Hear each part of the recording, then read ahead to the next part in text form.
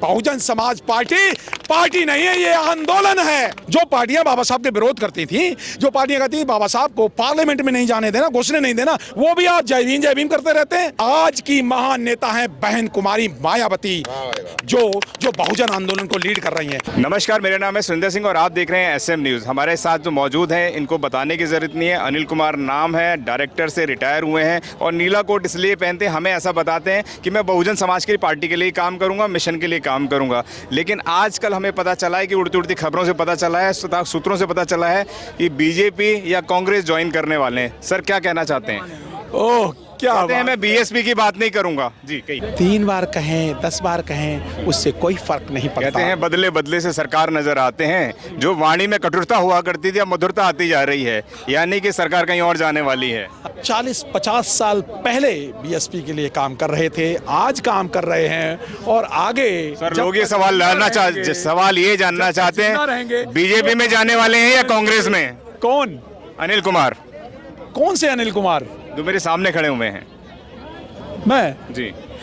अगर बीजेपी प्रधानमंत्री भी मुझे बनाए ना नरेंद्र के मोदी के उसमें जी, तो भी मैं उसको ठोकर मार दूंगा जी। और अगर कांग्रेस भी ना राजीव गांधी उसके जो ना ये क्या ना राहुल गांधी के उस पद पे तो भी ठोकर मार दूंगा जी। और आपका केजरीवाल है वो अपने अध्यक्ष पद त्याग करके मुझे अध्यक्ष बना तो भी ठोकर मार दूंगा जी। क्या बात कर रहे हैं सर, आप संविधान की बात करते हैं, वो भी संविधान की बात करते हैं। मैं क्या कह रहा हूँ जी। तो ये तो रही वो वाली बात जी। तो पहली बात तो हम समाज की बात करते हैं। राहुल गांधी, अखिलेश यादव संविधान की बात करते हैं, पार्लियामेंट में पहुंच गए, आप भी संविधान की बात करते तो हैं। सभी लोगों को संविधान, ये तो अच्छी बात है, संविधान की बात करनी चाहिए। हाँ, जो कांग्रेसी चोर लोग अगर वो बाबा साहब की बात करने लगे, अखिलेश यादव जो कभी बैकवर्ड के लोग जिनको जय भीम नहीं आता था वो अब जय भीम करने लगे। अखिलेश यादव पीडीए करके अगर वो बहुजन समाज पार्टी का कार एजेंडा तैयार कर रहे हैं और इम्प्लीमेंट कर रहे हैं, अच्छी बात है। अगर राहुल गांधी जाति जनगणना का शोर मचा करके और अगर बहुजन समाज पार्टी का एजेंडा अगर वो स्वीकार कर रहे हैं और अगर इंप्लीमेंट कर रहे हैं, अच्छी बात है। सबको बाबा साहब का संविधान अप्लाई और इंप्लीमेंट करना चाहिए और हम सब भारत के लोग हैं, हम सब भारत के लोगों को बाबा साहब के प्रति श्रद्धा सुमन अर्पित करते हुए उनकी बात माननी चाहिए। आओ हम भारत के राष्ट्र का निर्माण करें, क्योंकि बाबा साहब ने राष्ट्र निर्माण की बात कही। सरकार कब बनाएंगे सभी लोग जानना चाहते हैं, सब आपके मुख को देख रहे हैं कि सरकार बनाएंगे नहीं बनाएंगे?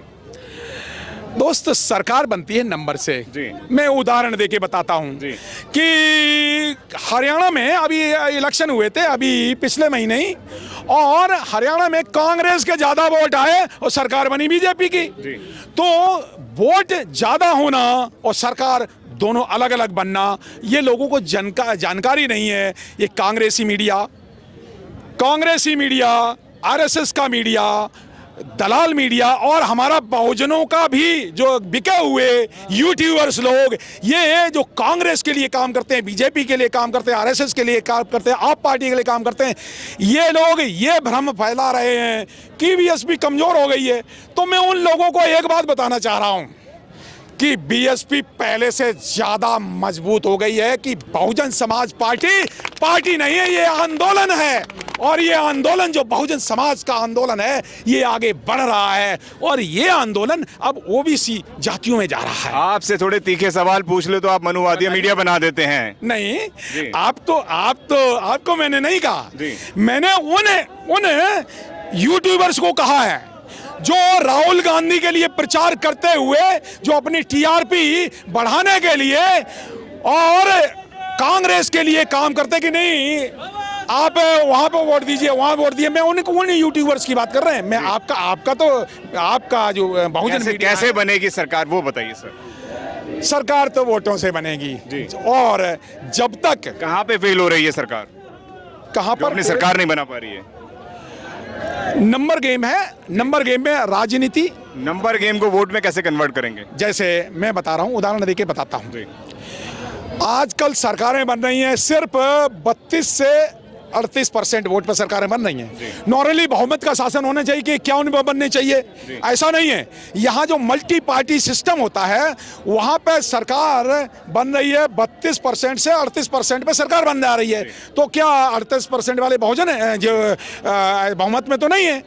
तो ये जो हमारा बहुजन समाज का वोट है, पहली बात तो जातियों में बट रहा है, दूसरा पार्टियों में बट रहा है, तीसरा संगठनों में बट रहा है, चौथा संगठनों के अलावा जो छोटी छोटी पार्टियां बना रहे हैं। आजकल आपके गाजियाबाद में एक नए यूपी का भी आरपीआईजेशन हो रहा है। यूपी का आरपीआई भी एक नई पार्टी कोई साहब यहाँ पे बना रहे हैं और बांटा जा रहा है। ये पार्टियां बना नहीं रहे हैं, ये सारी की सारी पार्टियां हैं, ये कांग्रेस और बीजेपी द्वारा बनवाई जा रही हैं। मैं आपसे काउंटर सवाल तो नहीं कर सकता, आप पत्रकार हैं, लेकिन मैं आपको बताना चाहूंगा सारी की सारी पार्टियां बीएसपी के ही खिलाफ क्यों लड़ती हैं। मेरा प्रश्न ये है कि सपा भी बीएसपी के विरोध में, बीएसपी भी बीएसपी के विरोध में, कांग्रेस भी बीएसपी के विरोध में, ये आरजेडी से लेकर जेडीयू से लेकर के दक्षिण भारत के डीएमके से लेकर के और आरएसएस भी और बीजेपी और टीएमसी, ये भारत की सारी पार्टियां और आजाद समाज पार्टी जो जय भीम वाली पार्टी और ये क्या नाम, ये पीडीए और जानी कौन कौन से आंदोलन चलाने वाले लोग, ये सारी की सारी पार्टियां, ये सारे के सारे ये सिर्फ बीएसपी के विरोध में क्यों है। मैं बताता हूं उत्तर जी। जब बाबा साहब आंदोलन, जब सामाजिक आंदोलन बाबा साहब लड़ रहे थे तो जगजीवन राम नाम का चमार बाबा साहब का विरोध कर रहा था। तो उस समय कांग्रेस ने खड़ा किया था वो जगजीवन नाम का चमार। जगजीवन राम प्रधानमंत्री तो बना, लेकिन आज जगजीवन राम को कौन याद करता है? कोई नहीं। दूसरा, जब मान्यवर काशीराम साहब आंदोलन चला रहे थे तो रामविलास पासवान नाम का एक और दूसरा दलित नेता खड़ा किया गया और उसने मान्यवर काशीराम साहब का विरोध किया, डट के विरोध किया। मान्यवर काशीराम साहब चुनाव बहुत बार हार गए, तो क्या काशीराम साहब लीडर नहीं थे? बाबा साहब अम्बेडकर चुनाव 1000 बार, मैं गौतम साहब आपसे सवाल पूछता हूँ, बाबा साहब अम्बेडकर एक बार नहीं, दो बार नहीं, तीन चार बार हारे ना चुनाव, तो क्या Baba Saheb was not a great leader? Baba Saheb महानतम नेताओं में से नेता हैं। क्यों है नेता और क्यों सारी पार्टियां उनको मानती हैं? जो पार्टियां बाबा साहब के विरोध करती थी, जो पार्टियां कहती थी बाबा साहब को पार्लियामेंट में नहीं जाने देना, घुसने नहीं देना, वो भी आज जय भीम करते रहते हैं। आज की महान नेता है बहन कुमारी मायावती, जो बहुजन आंदोलन को लीड कर रही हैं। और दो ही भारत में दो आंदोलन है, एक मनुवादी आंदोलन, उसको कांग्रेस, बीजेपी, आप पार्टी और जितनी जेडीयू, सपा से लेकर सैकड़ों पार्टियां, मैं कह रहा हूं भारत की 640 पार्टियां, भारत की 640 पार्टियां हैं मनुवादी पार्टियां जो बहुजन आंदोलन के विरोध में है। ये वोट देने वालों को जानना चाहिए, ये वोट कि बीएसपी के खिलाफ। ये बताइए, जब इंडिया गठबंधन बना, बीजेपी को हराने के लिए बना, तो सिर्फ मायावती जी को ही क्यों नहीं बुलाया गया? बाकी सबको बुला लिया गया, क्यों? बीएसपी को क्यों नहीं बुलाया गया? इसलिए नहीं बुलाया गया कि अगर इंडिया गठबंधन में बहन मायावती जी इकट्ठी अगर आ जाती तो आरएसएस का हारना तय था। लेकिन ये इंडिया गठबंधन भी आरएसएस ने ही कांग्रेस के नाम से बनाया था, ये लोग नहीं जानते। ये आरएसएस के लोग झूठे नारे दे करके पिछले 50 साल से सत्ता में आ रहे हैं। पहले 1970 से 75 में एक नारा दिया इंदिरा गांधी ने और आरएसएस ने, क्या नारा दिया? गरीबी हटाओ आंदोलन। क्या गरीबी हटी? नहीं हटी। सत्ता में आ गई कांग्रेस और दोबारा आ गई इंदिरा गांधी। फिर आरएसएस ने 10 साल बाद एक नारा दिया, आरक्षण बचाओ आंदोलन। बीच में एक नारा दिया, मंदिर वहीं बनाएंगे। 10 साल बाद ये नारे बदलते जाते हैं, सत्ता में आते आते। अब इस बार 2024 में फिर एक नारा दिया, संविधान बचाओ आंदोलन। ये आरएसएस के लोग नारा गढ़ते हैं, उसको सारी ये 650 पार्टियां वो उन नारों को ले लेती हैं और बहुजन समाज पार्टी कोई ऐसा नारा नहीं देती है। वो सीधे एक ही उसका एजेंडा होता है कि संविधान लागू करेंगे। अब ये जब बहुजन समाज पार्टी का ये रहा कि नहीं, हम तो कोई एजेंडा बनाएंगे नहीं, हम तो संविधान लागू करेंगे, तो इन्होंने क्या किया, बहुजन समाज पार्टी का एजेंडा जो वो ले लिया कि नहीं, हम संविधान बचाएंगे, हम ये करेंगे, हम लागू करें। करो ना। कांग्रेस, आप पार्टी, जेडीयू, जेडीयू वाले हैं ना वहां पे, ये बिहार वाले, क्या उन्होंने कितना आरक्षण भर दिया, या डीएमके वालों ने कितना भर दिया, या हरियाणा आप पार्टी वाले दिल्ली में है ना 10 साल से, इन्होंने कितना आरक्षण सारा का सारा बर्बाद किया। ये सारी की सारी मनुवादी पार्टियां, यहाँ दो ही विचारधाराएं हैं, एक मनुवादी विचारधारा, एक बहुजन विचारधारा, और बहुजन विचारधारा की सिर्फ एक पार्टी है सुरेंद्र जी, बहुजन समाज पार्टी, और उसकी नेता है बहन कुमारी मायावती। तमाम लोग कहते हैं कि बहन जी मिशन मूवमेंट से भटक गई हैं, क्या कहेंगे? ये कौन लोग हैं? बी टीम बन गई हैं। ये कौन लोग कौन हैं? ये वही आरएसएस के लोग हैं, ये वही 1932 के चमचे हैं। ये चमचे चाहे वो आज की डेट में चंद्रशेखर नाम के चमचे खड़े हों, चाहे उस समय रामविलास पासवान नाम का चमचा था, इनको मान्यवर काशीराम साहब ने, जमीनों पे नजर आते हैं चंद्रशेखर रावण। अच्छी बात है जी, बहन जी ट्विटर पे कर रही हैं राजनीति। एक मिनट, चमचे हमेशा क्या रामविलास पासवान जमीन पे नजर नहीं आते थे? हाजीपुर में कांग्रेस ने सबसे ज्यादा वर्ल्ड रिकॉर्ड दे करके रामविलास पासवान को हाजीपुर से जिताया था, तो यहाँ पे भी जिता दिया आरएसएस ने, कौन सी बड़ी बात हो गई? एक एमपी की बात नहीं है, बात है बहुजन समाज के लोगों का हित कौन देख रहा है। जब ये आरक्षण पार्लियामेंट में बिल फाड़ा जा रहा, तो अखिलेश जी वहां पे देख के, अखिलेश जी और अखिलेश के पिताजी तो वहां पे तालियां बजा रहे थे। सवाल ये है, आज पीडीए कर रहे हैं, अखिलेश जी ने कितनी हिस्सेदारी दी? अखिलेश जी डाटा बताएं कि सपा की सरकारों में कितना आरक्षण भरा इन्होंने 40,000 से 50,000 ऑफिसर्स को अखिलेश जी की पिछली सरकार में डिमोट किया था। कौन सा संविधान लागू करते हैं? तो हर चुनावों में आप कहते हैं सरकार बनाएंगे और लगातार वोट परसेंटेज गिर रहा है। कैसे बढ़ाएंगे सरकार, कैसे बनाएंगे? तमाम जो बहुजन समाज के लोग हैं वो देखना चाहते हैं, सुनना चाहते हैं, कौन सी रणनीति ऐसी है? मान्यवर, ये बहुजन समाज के लोग जो वोट डालते हैं, जो गरीबी से पीड़ित लोग हैं, जो अशिक्षा से पीड़ित लोग हैं, जिन लोगों के अधिकार छीने जा रहे हैं, जिन लोगों की बहू और बहन बेटियों के साथ बलात्कार हो रहे हैं, जिन लोगों के घर बुलडोजरों से ढाए जा रहे हैं, जिन लोगों को बच्चे और महिलाएं और लोग परिवार के लोग दंगे में मारे जा रहे हैं, हिंदू मुस्लिम करके मारे जा रहे हैं, उन लोगों को यह देखना है कि उन्हें कहां वोट डालना चाहिए। जी। तो ये तो वोट का अधिकार है, वो तो डाल सकते हैं ना, अपनी सरकार बना सकते हैं।